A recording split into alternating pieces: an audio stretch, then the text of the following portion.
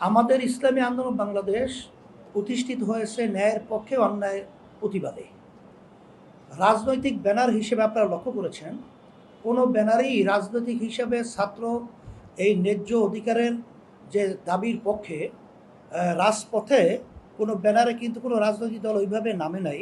কিন্তু ইসলামী আন্দোলন আমরা বাংলাদেশ কিন্তু নেমেছি এবং আমরা সেখানে বক্তব্য রেখেছিলাম যে আমরা রাজনৈতিক দল হলেও আমাদের রাজনৈতিক দল প্রতিষ্ঠিত হয়েছে ন্যায়ের পক্ষে, অন্যায়ের প্রতিবাদে।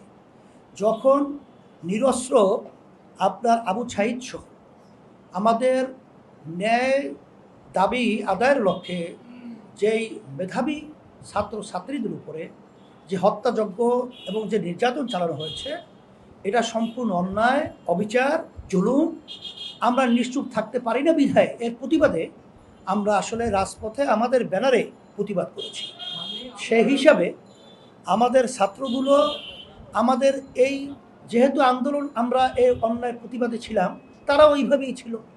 7 জানুয়ারি যে জাতীয় নির্বাচন একদলীয় একই সিদ্ধান্ত বর্তমান সরকার করে ক্ষমতায় আছে, তখন তো এই দাবির প্রতিবাদে এবং সুন্দর অবাধ নির্বাচনের ব্যাপারে আমরা জাতীয় সরকারে যে দাবি তুলেছিলাম, এই দাবির সাথে আমরা কিন্তু রাজনৈতিক দলগুলো সবাই ঐক্যমতে ছিলাম এবং যার যার অবস্থানে থেকে আমরা প্রতিবাদ করেছি এবং জাতীয় নির্বাচন আমরাও বয়কট করেছি, অন্যত্রও বয়কট করেছি।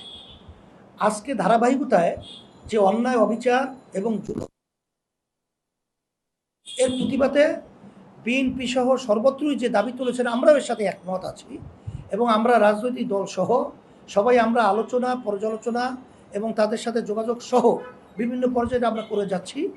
একটা পর্যায়ে দেশ রক্ষার জন্যে এবং অন্যায় প্রতিবাদে আমরা একত্রিত হয়ে জুলুমের বিরুদ্ধে যখন সময় আসবে তখন আমরা ঝাঁপিয়ে পড়ব ইনশাআল্লাহ। দিন এর সংখ্যা বেড়েই চলছে। আসলে বাস্তবতা কত যে হত্যা হয়েছে এটা এখন পর্যন্ত আমরা পরিষ্কার বলতে পারছি না, তবে সংখ্যা অধিক। আর সাথে সাথে আপনি আরেকটা যে প্রশ্ন করেছেন, হ্যাঁ, এটা আমাদের দলীয়ভাবে তথ্য সংগ্রহের কার্যক্রম আমাদের আছে, চলমান রয়েছে। হ্যাঁ, এটা প্রয়োজন যখন হবে তখন সেটা আমরা করবো।